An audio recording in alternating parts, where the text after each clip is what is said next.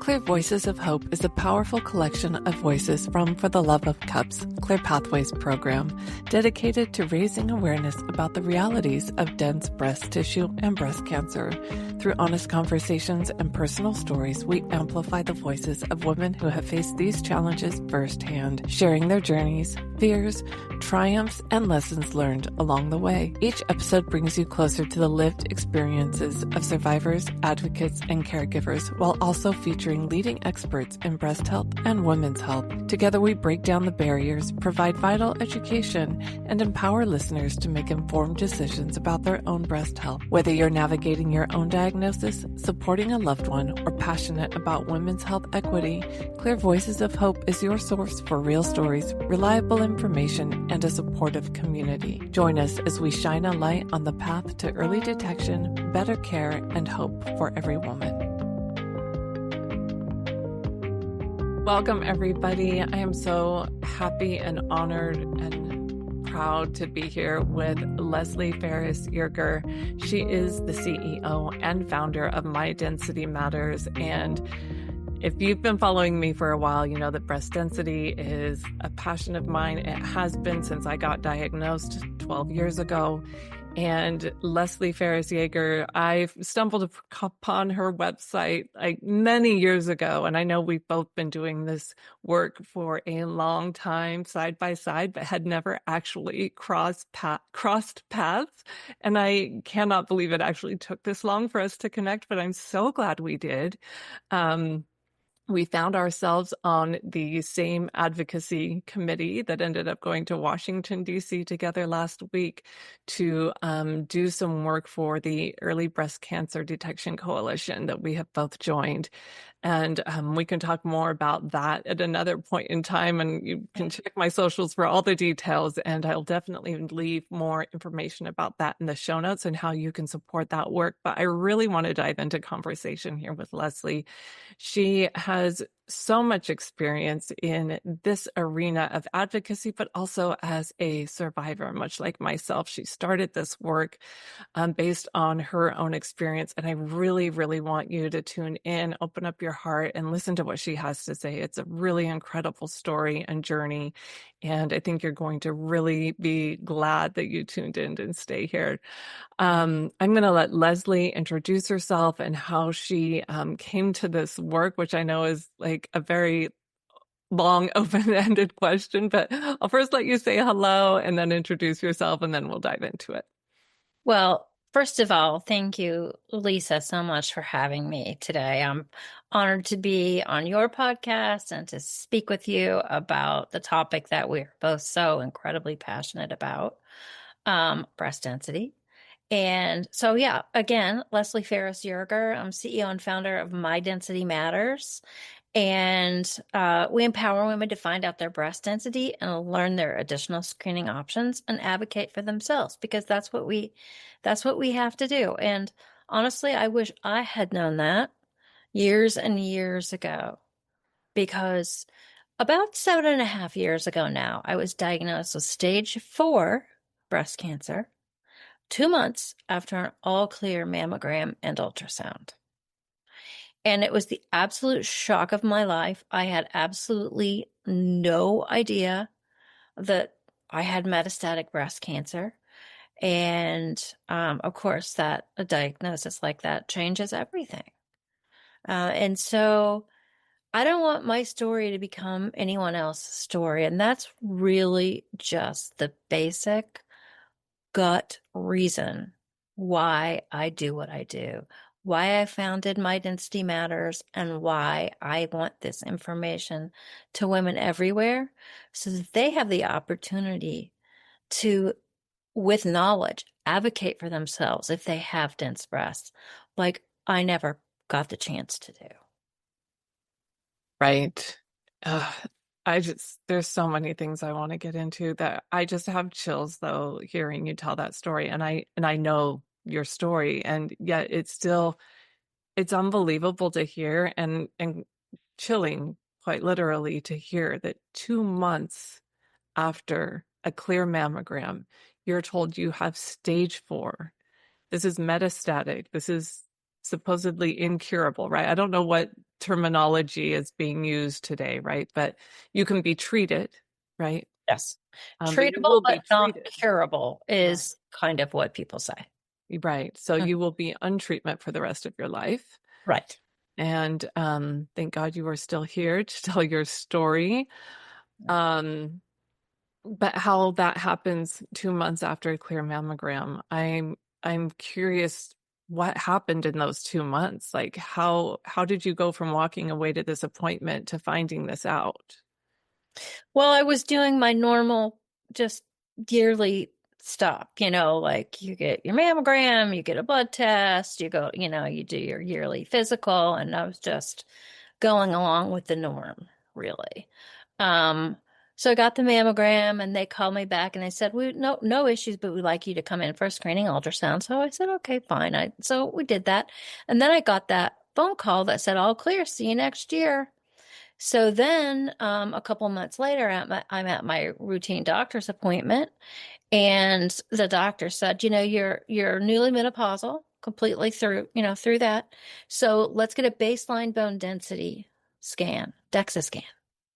This is not something that we use for breast cancer screening. Some people think, oh, I should just get a DEXA scan then. No, that's not what DEXA scans are for. They are to, figure out your bone density. Because as we get older and we're postmenopausal, we can tend to lose bone mass. So if you don't have anything, to measure again, so you don't know if you've lost or not, if you measure later. So I thought, okay, well, that's a reasonable thing to do. So I went and got this very innocently. I went and got this bone density scan. And lo and behold, when the radiologist was reading that, saw some very strange suspect activity in the bones. And so this required further investigation. So then I got an x-ray. And she should have never said this, but the x-ray tech put her hand on my shoulder and said, does it hurt? And I was like, does what hurt? Oh Because my she could God. see what was going on in the x-ray, but I never saw the x-ray, right? So that was my first tip, that something was pretty amiss, but I didn't know what. So then they said, well, you've definitely got, problems in that x-ray. So then I got a CT scan. And the tech, never should have said this, said to me, I only have one bit of advice for you. Never met this person before. I've never seen him since. But he said to me, I recommend that you get a CD of your pictures today. So that way, next time, they'll be able to tell whether the mass has shrunk or grown. And I was like, do I have a mass? What mass? Where's the mass? How do you know I have a mass when I don't even know if I have a mass? Like, what is going on? And But I why thought, would they be telling not you good. that at that That moment? was just a bad customer service thing. Like you just Oh, don't say that because and here's the interesting thing is I didn't have a mass, but oh, I thought after he said that he must know somehow that I do right. have one, but I never had one. So I mean, like zip it, people. Like don't say stuff like that. That is horrific. I am Yeah. It's laughable but horrifying It's at the same laughable, but I mean time. I laugh now, but I'm like, what are you talking about? Like, Yeah, I who don't says know what, that? yeah, it's the craziest thing ever. So then I got multiple myeloma tests because that's really what it looked like. It was like multiple, innumerable, they said, lesions in basically all my bones. So they thought it was multiple myeloma, which is basically bone cancer. And those turned out to be negative. So I got a bone biopsy. That big, that big hip bone. Yeah. Um, that's where they did it. And Wow.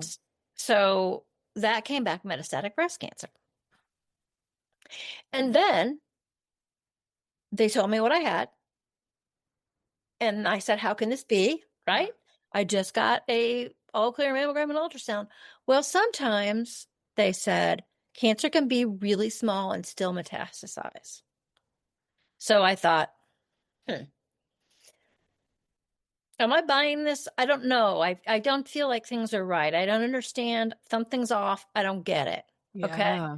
So I thought I'm getting a second opinion, and I went to the Mayo Clinic. Nice. And first of all, they did a physical exam, and the doctor up there is the only one who's ever been able to feel it, but found it like in point 0.8 seconds. Said, "Oh, yeah, right there it is." He felt it In your breast. in my breast. Oh, I couldn't wow. even feel it in my breast. It's lobular, so it doesn't form a big lump. If it was a big Uh-huh. lump or something, that hard lump, I probably would have been able to feel it. But it's not like that. It's just more of a thickening, and stuff that they're trained to feel that, we aren't. Mm-hmm. Then I got the PET CT, and lo and behold, what do we see on the left breast? But a big thing. So Wow. not small at all. Wow. Um, but lobular is really famous for not being able to be visible on mammograms and ultrasound. And it's about 10 to 15% of the people who are diagnosed with breast cancer have lobular. And lobular, since it's not visible and doesn't form a lump, is more likely to be diagnosed de novo stage 4 like mine. So Right. that's how it all happened. But when I talked to the doctor up there, I said, "What in the world is going on?" Like I'm shocked and confused, almost to the point of speechless. And he said, "A mammogram can be like shining light in concrete, shining light through concrete in women with dense breasts."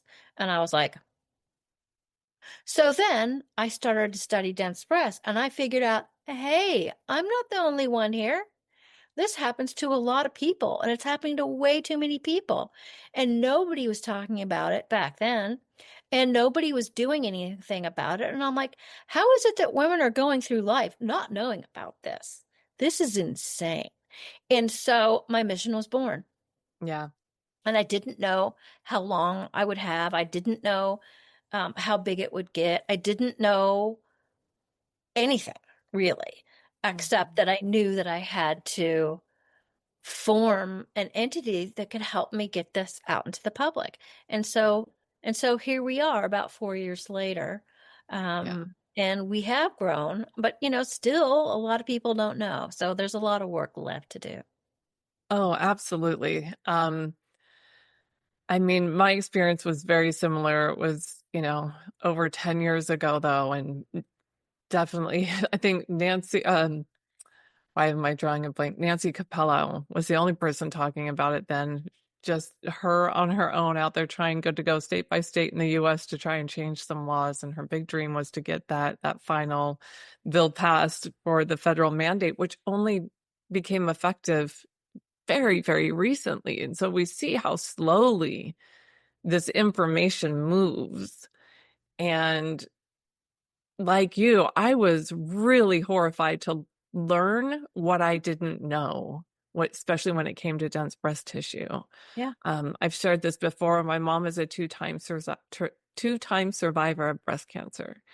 And so when I got diagnosed, it wasn't a surprise to me. I figured I would get it at some point, but I had no idea the impact breast density would have on my diagnosis, and missing a diagnosis, not going back, not getting the right screening at the right time. And, that's another episode for another day, but there was so much to learn, and trying to get that information was hard. And it was like you, I felt like I'm the only person out here trying to find this information. Um, why don't we know this? Why isn't this common knowledge? Why aren't we having even more in-depth conversations with our doctors, even once we have been diagnosed, what this means as far as what kind of treatment we might want, um, etc. Right? So it doesn't end there. There's lots to factor into it. And much like you, I felt like I need to get this information into the hands of more women. I love that we need to change these laws, but that's slow. And as many people that will listen, I will talk to.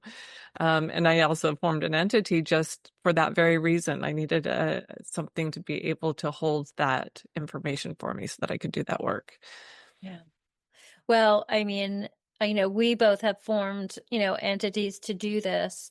But a lot of other people have our story too, right? And they don't want to, aren't able to, yeah, many reasons, to not sort of form their own entity. But there's a lot of us out there that can work together to, you know, to come together to show that this affects a lot of people. And as you well know, about half of us have breast density. I think the actual study was from 40 to 74. About half of us have breast density. And that's the half that is at higher risk simply because of the density. And how crazy is that? You know, back when I was first diagnosed, they weren't talking about how breast density was a risk factor. It's just been in the last maybe 3 years Yeah. that has come to light. Right. And so, but it makes sense if you consider Mhm. that 71% of the breast cancers that are diagnosed are in women with dense breasts. So Yes. that all checks, right? Right. So yeah, it is a big problem. This is an issue where I think we all need to take care of each other because, Mhm. as you have said, the system is slow to move and it's slow to act, Mhm. even with this FDA mandate that Yeah. took 10 years. Insanity. So we have to take care of ourselves. Yeah, absolutely. And even with the mandates, and even if, say, we had our dream come true and insurance starts covering these extra screenings, without that sense of, I don't want to say urgency, but without that sense of awareness of how critical it is to go get that second screening, that adjunct screening, and to advocate for it, to make that appointment, you know, it's easy to let that slide, right? Without somebody Absolutely. telling you how critical it is to actually go back and make the time to do that. Yeah, and you're right. And it's kind of a luxury to be able Hmm. to do that Yeah. because if we think about how hard it is to get, time off, Hmm. to be able to go get the mammogram to begin with, Hmm. and then if you get told you have dense breast, then you have to schedule and go back again. Some Yeah. people simply do not have that luxury. They Right. can't get off work. They can't get childcare. Transportation is a Hmm. huge issue. Yeah. So, Exactly. I know there are a few places out there that are scheduling, the mammogram and the additional back to back. Hmm. I mean, that's, Very few. very few. Well, that is our Very dream. That's our vision, to get I everybody know. doing that. Yeah, but most places are not. It's Yeah. up to us. It's Yeah. up to the woman to push for that secondary screening and get it and schedule Hmm. it and fight the insurance company and all of this. Unfortunately, that's where we are. That's where we are. That's Yeah. exactly where we are. Mhm. Yeah. And I know that that's filling those gaps in care, the ending those disparities, as I say, so that everybody can benefit from that early detection, is the purpose of this message right here, that, having you and I sit down and talk, creating this clear pathways program and advocacy, and everything that we do is finding ways to bridge those gaps and provide that accessibility, so that, like you said, nobody ends up being your story being somebody else's story. If we Mhm. can do everything we can to try to prevent that, that's what the goal is here. Absolutely. um I'd like to back up for a little bit, though, because I'm a little bit surprised that, talking about lobular cancer specifically, I think you know a lot more about that than I do. And I haven't really specifically shared that with my audience. It's not the kind of breast cancer I have, and haven't spent a lot of time talking about it. So I'm wondering if you're willing to share with us why that didn't show up on an ultrasound, and Mhm. maybe what what do you recommend at this point for somebody? Because typically ultrasound is the recommendation, but how many women did you say are lobular? It's 10 to 15% Yeah, of yeah, of the breast cancers out there are lobular. Well, I'll tell you what I know, and it's very high level, and I'm going to declare myself not an yeah, expert on lobular. yeah. All based on our experience, Yeah. everybody. I'll put that Yeah. caveat out there, right? So, right. Lobular does not generally form a lump. We're taught feel for the lump. We Yeah. think it's going to be a lump, like a hard pea or something. Mm-hmm. And if it's, a ductal carcinoma or something like that, it probably would be Mm-hmm. some sort of round object Yeah. is hard Yeah. or semi-hard. Um, Lobular is sort of biologically different in that it doesn't form a hard lump. The cells more lightly connect to each other than a ductal would to form the lump. Mm-hmm. So it's kind of just in an area and creates a thickening, and it can Mm-hmm. have these like little, spiders, Mm-hmm. tentacles on it. Yeah. So it's not a hard lump. And Okay. so, mammogram is really, they're looking for lumps. Yeah. Yeah. And they look for architectural distortions, and sometimes that's how they find lobular, but it's just harder to see because it's not a solid thing. Yeah. So, okay. So does ultrasound almost always miss lobular, or do you think that they weren't necessarily looking in the right area? Because I know sometimes when you have dense breast tissue, they will take that ultrasound and they will look in that one recommended spot, but not necessarily do like the full breast, Right. which is I got another a important screening thing to ask ultrasound. for. I got a screening ultrasound that last Okay. time. And Okay. so it just, it's looking for a lump too. Mm-hmm. Mm-hmm. And so if you have dense breast tissue, those lobular cancer cells are just kind of going to blend right in with the density. Mm. And so ultrasound is not really a good tool for, to find lobular. Mm. So ultrasound finds, depends on which study you want to talk about, but let's say Mm-hmm. 2 to 4. 2 to 4 more cancers per 1,000 women with dense breasts than a mammogram will. But Mm-hmm. if you look at things like MRI or contrast enhanced mammography or molecular breast imaging, they'll find 3 times more. So many, many times more than the mammogram, but also quite a bit more than the ultrasound. Ultrasound kind of started getting used because it's easy to administer. There's no contrast. Mm-hmm. Yeah. We can talk about contrast if you want, but there's no contrast. So that's a big plus to ultrasound. And Yeah. people had the equipment already, right? Right. So it wasn't a Yeah. huge investment. But something like an MRI or even a contrast enhanced or molecular breast imaging machine, those are investments. So I believe Yeah. this is why ultrasound got started for screening. Right. Right. But it's not the most effective when you compare it to some of these other modalities with contrast. Right. Okay. Yeah. Okay. Interesting. Yeah. Um, okay, so tell us a little bit about, where you're at today, what, your life is like, maybe a little bit about your treatment if you want to share that. Sure. And yeah, I'll stop there. I'll just share us a So I'm little bit about so, where you're at. Yeah. so lucky because I'm still on what they call the first line of treatment, which is the Hmm. first treatment that we went on to Wow. when I was diagnosed. And that's very simple. It is letrozole, which is an aromatase inhibitor, which is basically an estrogen blocker. So Hmm. kaput, no estrogen, because my cancer is estrogen responsive. Hmm. Okay. And then Ibrance, which is now a standard of care for ER plus metastatic breast cancer. Hmm. And that's a Pfizer drug. And it falls into the CDK4/6 inhibitor category. Okay. It's a lot of people are on it now, but it was only a couple of years FDA approved when I started. Wow. But you'll see advertisements for it on TV. Yeah. Yeah, Why you we're do. why we're advertising Ibrance, I don't know, but anyway, It's you see it weird, right? I wonder on that myself all the time. Like, so weird. It's standard of care. Everybody who needs it should be on it already. So it's not like, that anybody out on the street's going to call their doctor and say, "Hey, can I go on Ibrance?" No, that's for metastatic breast cancer people. You would never do it, right? I mean, that's crazy. Anyway, that's probably a whole nother story. But that's what I'm on. And then also, I took a shot for a long time called Xgeva, which is a drug that also people with osteoporosis can take for bone regrowth and to help rebuild bone. And I've stopped doing that because they kind of feel like whatever regrowth I was going to get, I've gotten after this amount of time.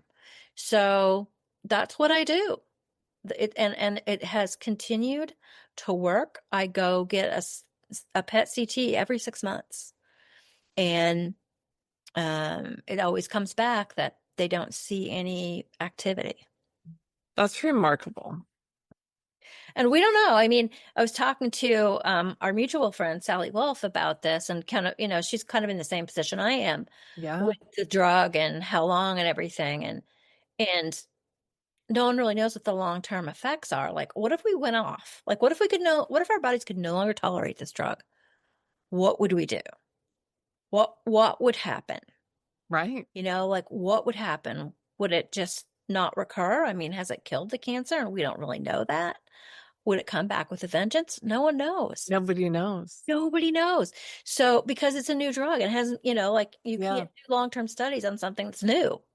Right. Yeah, exactly. And So it seems to be working. So yeah, you're going to yeah, keep using it, right? yeah, yeah, Right. yeah. So I Has just it keep going been along. typically this successful as far as its success rate goes? Because you and No, Sally seem like, it's working we're on the really long well. end. We're on the long end. We're Yeah. outliers. The average time Okay. it works. Well, I mean, these statistics are funny though, because the average time it works is about 24 months. However, in that data is also for people who doesn't work at all. Mm, So you've got, a lot like people that are on it for 2 or 3 months and they're yeah. like, no, this isn't working. So they go off. And then Okay. there's people like Sally and I who are on it for years. So I don't know if that average really means much. I think it works well for people that it works well for. Yeah, that's what it sounds like. And it doesn't work for people it doesn't work for, so I don't unfortunately think that we know the difference between the two yet. Who's going to really react to it and do well and who's not?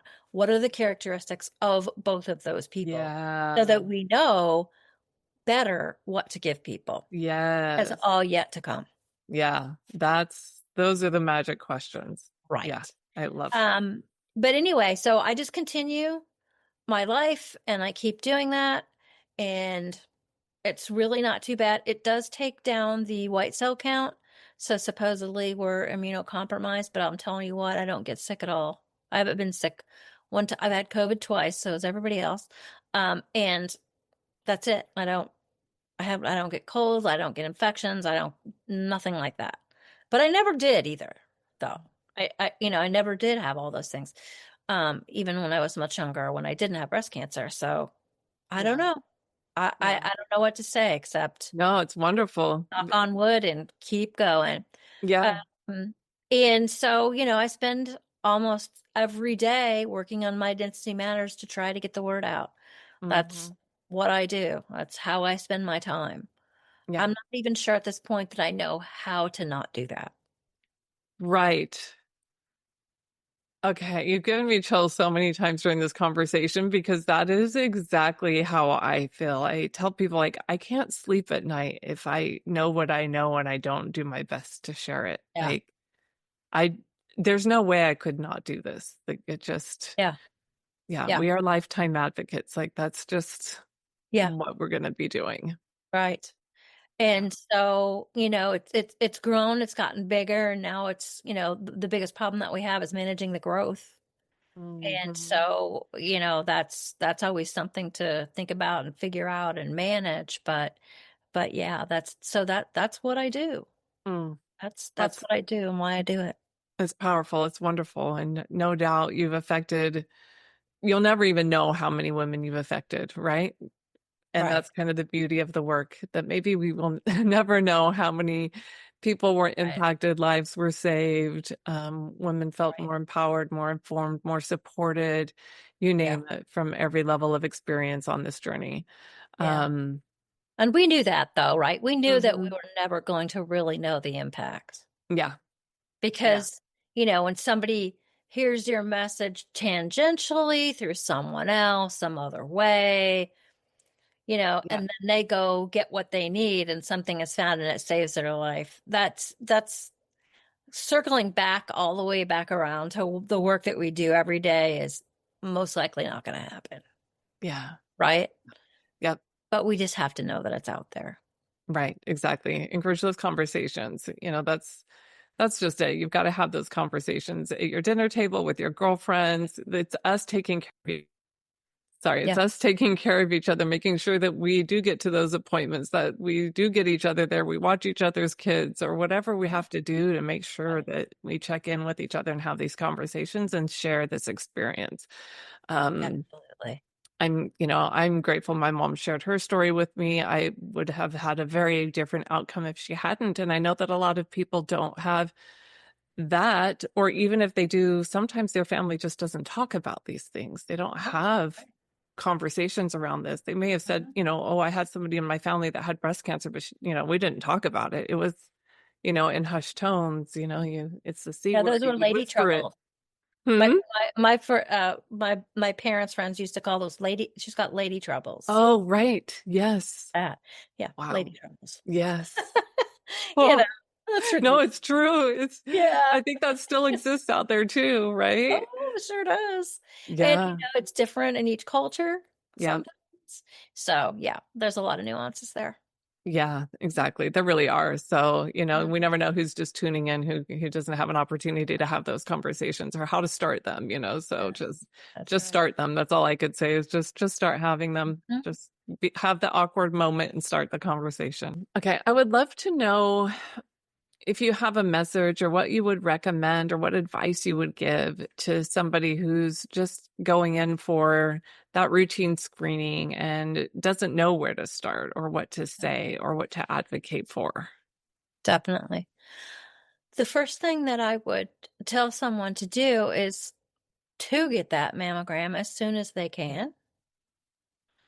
Well, I'll back up a little bit, I guess, even from that, and say the ACR, American College of Radiology, now recommends that women 25 and older, especially those of who are Black or who are of Ashkenazi Jewish descent, but all women too, get a risk assessment, a breast cancer risk assessment. And we use a free one that's just online. That's the Tyrer-Cuzick model, which is the model that the ACR recommends. And take that risk assessment and see what score you get. Now, breast density is part of that calculation, but if you haven't had a mammogram, you're not going to know it. So you just, leave that blank and take your score. And if you're higher than 20%, you need to be going to your doctor and talking to him or her about your risk and what you need to be doing as a younger person to mitigate your chances, or to find it early. Um, Barring that, assuming that all, is a less than 20% outcome, which would not be considered high risk, is to get a mammogram as soon as you possibly can and find out your density. Now, we're supposed to be told whether we're dense or not, supposed to be getting a lay letter, all of that stuff. Sometimes we get them, sometimes we don't. Sometimes they come in the mail, sometimes they're on our portal, sometimes we read them, sometimes they get circular filed. Like, oh, okay. I say cut to the chase and go read your report online. Read the report. A lot of times it'll say, no mammographical evidence of cancer found. Don't stop reading then. Thank you for that part. I could go on about the language. I have been Don't advocating stop for this since reading. day one. Yeah. Right? I want the So, first line to say, your mammogram is inconclusive. right.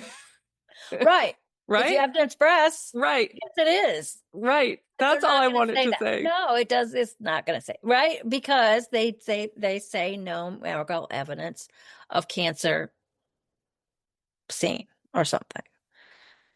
But we need to read further. We need to find out what our density is, what the radiologist has to say about our breast density. And then sometimes at the bottom, they'll even put, due to breast density, additional screening recommended.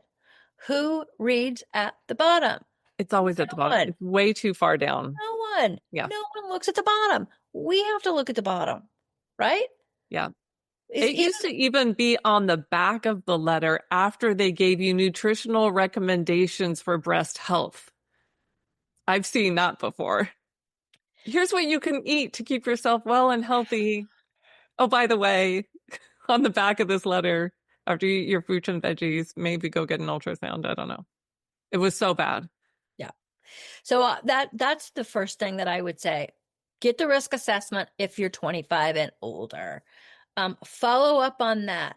Otherwise, when you can get your first mammogram, get it, read the whole report, find out your breast density.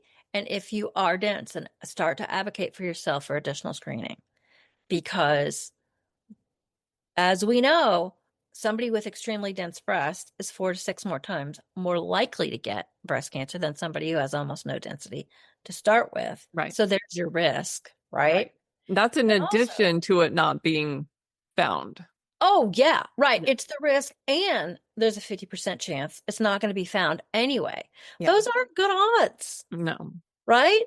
So let's find out if you are in that category, or maybe even slightly less in that category, like somebody who's heterogeneously dense, right?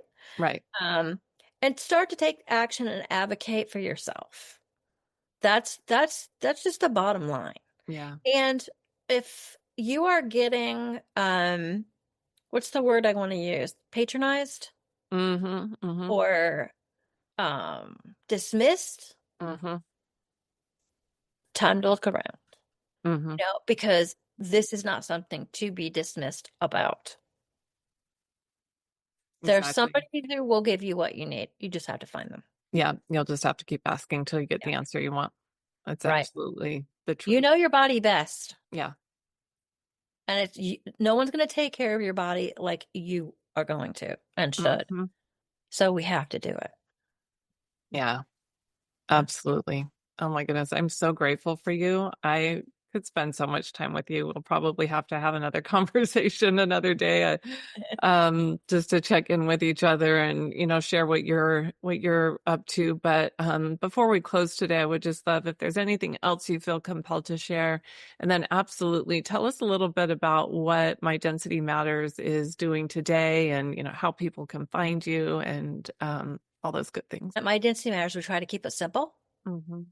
Just 1 or 2 messages, a simple message, and not really a simple, but maybe a single task to do. Otherwise, it gets too confusing and hard and all those things. So this summer, we're doing a lot of planning, and we're working on the website, and we're going to do a pretty significant media launch in the fall. So we're doing a lot of work on that. So I'm not really ready to disclose what's going to happen there. But just follow us on social media and have us do a lunch and learn. We do lunch and learns all the time for organizations large and small. And when you find out what you need to know, share it with somebody else, share it with your friends, share it with your coworkers, share it with your family, share it with your girlfriends, because this is how advocacy works and this is how grassroots movements work. Yes. So I never really understood what grassroots movement meant until I was really trying to remove some grass from a spot in my yard. I'm pulling up, and I'm like, there's all these little roots, and they were all meshed together, and I couldn't get all the roots out. And I was like, oh, I get it now. We're trying to create the grassroots so that you can't eliminate it no matter what you do. It's always there and it keeps growing back, right? It's a strong network. It's a strong network of roots, fibers, and things that grow.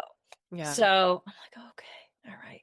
Yeah, so that would be what I would say. Look out for the fall. We have big things planned. And, September, October is that time of year. Yeah. You got to rally. We've got to rally. It's exhausting, but it's going to be fun. Oh my goodness. I love that. I'm so grateful for the work you're doing. I'm glad to have someone like you doing it alongside me. I think the energy really just helps us stay inspired and motivated, and knowing that we're not alone in it. I know we've both got lots of support, but it's still nice to meet somebody who's been there since the day one in the trenches, Definitely. doing this type of work. And yeah, just really, really grateful to have you. Thank you so much for your time and for coming to share your story with us today. I'm really Thank grateful. you so much for having me. Yeah, I'm happy to be on. Grateful that, I was able to spend this time with you and that we can work together for our common cause. Beautiful. Yeah. Thank you. Thank you.